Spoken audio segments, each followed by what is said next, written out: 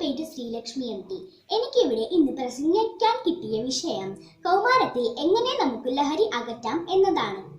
ഇന്നത്തെ സന്ദർഭത്തിൽ ഏറ്റവും അനുയോജ്യമായ വിഷയം തന്നെയാണിത്.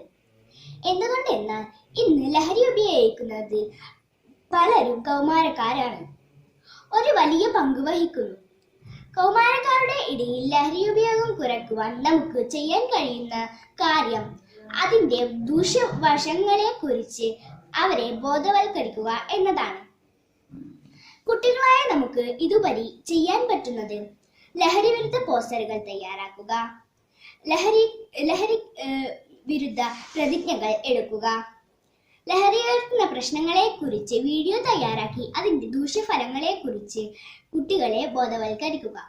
കൂടാതെ സ്കൂൾ പരിസരങ്ങളിൽ മറ്റും ലഹരി ഉൽപ്പന്നങ്ങൾ വിൽക്കുന്നത് ശ്രദ്ധയിൽപ്പെട്ടാൽ ഏറ്റവും പെട്ടെന്ന് തന്നെ അധികൃതരെ വിവരം അറിയിക്കുക.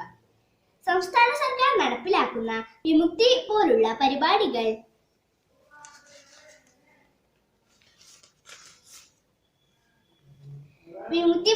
പരിപാടികളുടെ പ്രാധാന്യം കുട്ടികൾ ലഹരിക്ക് അടിമപ്പെടാനുള്ള കാരണം അവർക്കുണ്ടാവുന്ന മാനസിക സംഘർഷങ്ങളാണ്. ഇത്തരം സംഘർഷങ്ങൾ ഇല്ലാതാക്കാൻ രക്ഷിതാക്കൾ ശ്രദ്ധിക്കണം. നന്ദി, നമസ്കാരം.